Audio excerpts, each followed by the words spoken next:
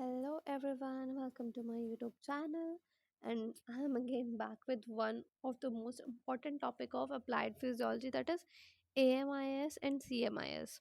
अब AMIS और CMIS के ऊपर यानी कि antibody mediated immune system and cell mediated immune system, इसके क्वेश्चन काफ़ी इंपॉर्टेंट है। कभी कभार इनमें डिफरेंस का क्वेश्चन आ जाता है या नहीं तो इसके ऊपर शॉर्ट नोट्स इन पर्टिकुलर में से शॉर्ट नोट आ जाते हैं।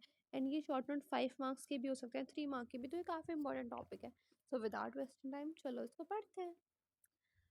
सो स्टार्ट करते हैं AMIS से। AMIS की full form antibody mediated immune system या फिर AMI, एंटीबॉडी मीडिएटेड इम्यूनिटी भी लिखा हो सकता है। उसको एक्सप्लेन करो तो कंफ्यूज मत होना, दोनों सेम ही चीज़ है।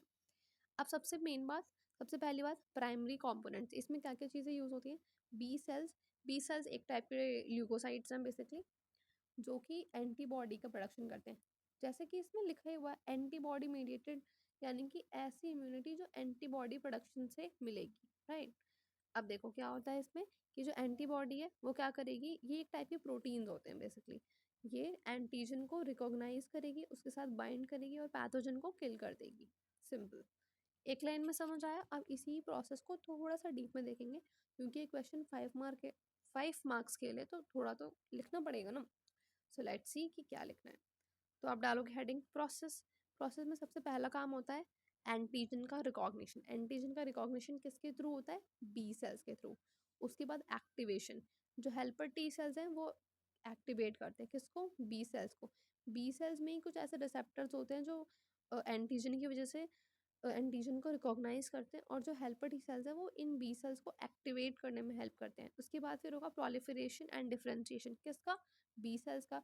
जो बी सेल्स हैं वो एकदम बहुत ज़्यादा इनमें डिवीजन होगा, बहुत ज़्यादा नंबर में बढ़ जाएंगे ये। उसके बाद बी सेल्स में ही दो टाइप के सेल्स होते हैं, प्लाज्मा सेल्स और memory B cells. Plasma cells क्या करेंगे, एंटीबॉडी का प्रोडक्शन और secretion into the blood stream. And जो मेमोरी बी सेल्स हैं ये लॉन्ग टर्म इम्यूनिटी, ताकि ये याद रखते हैं कि कौन सा एंटीजन बॉडी में आया था और उसके लिए क्या क्या एंटीबॉडी प्रोड्यूस की थी उस टाइम पे। तो ये उस रिस्पॉन्स को याद रखते हैं एंड दैट इज़ हाउ ये लॉन्ग टर्म इम्यूनिटी प्रोवाइड करते हैं। Then next point is antibody production. Antibody production होने के बाद क्या होगा कि ये जो प्लाज्मा सेल्स है ना, पीसी प्लाज्मा सेल्स, ये एंटीबॉडी को प्रोड्यूस करने के बाद इसको रिलीज करेंगे ब्लड स्ट्रीम में, लिम्फेटिक सिस्टम में, जहाँ पर भी जो टारगेट ऑर्गन होगा, राइट। एंड इसके बाद होगा एंटीजन न्यूट्रलाइजेशन, क्योंकि एंटीबॉडी बन गई है, मैक्रोफेजेस एक्टिवेट हो जाएंगे और जो भी एंटीजन है वो किल कर दिया जाएगा बॉडी में, और उसको फिर बॉडी से एक्सक्रीट आउट कर देंगे। अब अगर आपको लगता है कि 5 मार्क के लिए कम है तो आप एक एग्जांपल के थ्रू पोस्ट कर दो। एग्जांपल दे दो कि लेट्स से कि मलेरिया का इन्फेक्शन हुआ, तो बी सेल्स जो है वो मलेरिया का जो प्लाज्मोडियम फैल्सिपेरम है उसको रिकॉग्नाइज करेंगे, देन हेल्पर टी सेल्स इसको एक्टिवेट करेंगे। एंड वही पूरा प्रोसेस आप एग्जांपल के थ्रू समझा दो। सिंपल, आपका थोड़ा सा क्वेश्चन भी, लाइनें ज़्यादा बन जाएंगी, एक दो एक्स्ट्रा पैराग्राफ बन जाएंगे, लगेगा कि हाँ ठीक है बहुत अच्छे से लिखा हुआ है। देन थोड़ा सा इसके बारे में और लिखेंगे कि इसका फंक्शन क्या है। ये पैथोजन को न्यूट्रलाइज करते हैं कैसे, क्योंकि ये उनकी इन्फेक्शन की एबिलिटी को ब्लॉक कर देते हैं बाय किलिंग देम।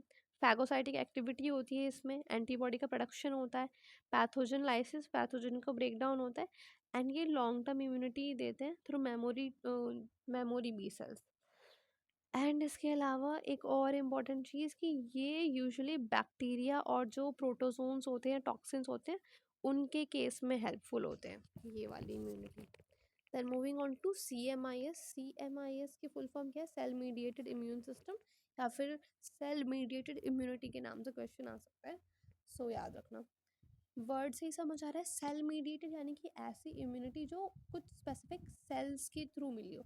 तो यहीं से हम देखेंगे इसके प्राइमरी कंपोनेंट्स क्या होते हैं, इसके सेल्स जो इस इम्यूनिटी को बिल्डअप करने में हेल्प करते हैं। पहला है T cells, then helper T cells CD4, cytotoxic cells CD8। इसका काम क्या होता है, एंटीजन प्रेजेंटेशन। एंटीजन प्रेजेंटेशन किस तरीके से करेगा वो मैं भी बताती हूँ, समझाती हूँ।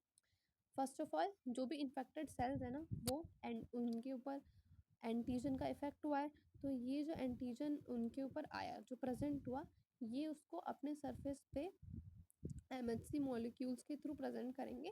एमएचसी मॉलिक्यूल्स का मतलब है मेजर हिस्टोकम्पैटिबिलिटी कॉम्प्लेक्स, यानी कि जब पैथोजन आए तो कुछ स्पेसिफिक केमिकल्स रिलीज होंगे और उसकी वजह से एक एमएचसी मॉलिक्यूल बन जाएगा। अब दो टाइप के एमएचसी मॉलिक्यूल बनते हैं, एमएचसी वन और एमएचसी टू। एमएचसी वन का काम क्या होता है कि ये साइटोटॉक्सिक टी सेल्स को एक्टिवेट करते हैं, and MHC two helper T cells को एक्टिवेट करते हैं। सेकेंड स्टेप इसका एक्टिवेशन ही है। एक्टिवेशन किसका? टी सेल्स का activation through T cells receptor. तो जो साइटोटॉक्सिक टी सेल्स हैं वो एम एच सी वन के थ्रू एक्टिवेट होंगे, एंड हेल्पर टी सेल्स हैं वो एम एच सी टू के थ्रू एक्टिवेट होंगे।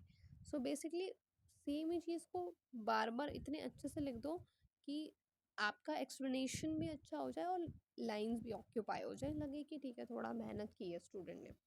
Then moving on to third part, proliferation and differentiation. किसका प्रोलिफरेशन होगा? जो सेल्स पार्टिसिपेट कर रहे हैं। तो जो टी सेल्स हैं उनके इफेक्टर सेल्स यानी कि मैक्रोफेजेस, साइटोकाइंस और मेमोरी सेल्स को बनाना तो बहुत ज़रूरी है, ताकि लॉन्ग टर्म इम्यूनिटी मिले, कि अगली बार अगर वो सेम पैथोजन वायरस जो भी आता है उसको किल कर दिया जाएगा। देन लास्ट स्टेप में होता है destruction of infected cell. Pathogen को किल करने के बाद जो इन्फेक्टेड सेल भी है उनको भी डिस्ट्रक्ट करना ज़रूरी है with the help of cytotoxic cells. Then इनका फंक्शन क्या होता है कि ये डायरेक्टली पैथोजन को किल करते हैं, कोई एंटीबॉडी प्रोडक्शन नहीं होता। ये भी मैक्रोफेजेस को एक्टिवेट करते हैं and long term immunity provide कराते हैं थ्रू बी सेल्स, और ये यूजुअली वायरस पर ही इनका ज़्यादा असर होता है। देन अगर ए एम एस और C M S, A M C and C M C यानी कि एंटीबॉडी इमीडिएटेड इम्यूनिटी और सेल इमीडिएटेड इम्यूनिटी में फ़र्क, डिफरेंस पूछा गया। First of all tablet form में लिखना है। प्राइमरी जो सेल है दोनों का डिफरेंट है।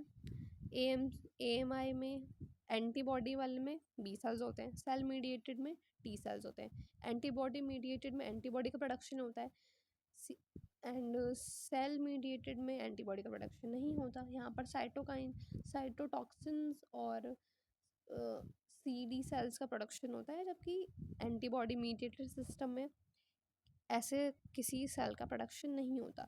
जो एंटीबॉडी मीडिएटेड सिस्टम है वो बैक्टीरिया और प्रोटोजोन्स के लिए ज़्यादा इफेक्टिव होता है, एंड जो सेल मीडिएटेड है वो वायरस के लिए ज़्यादा इफेक्टिव होता है।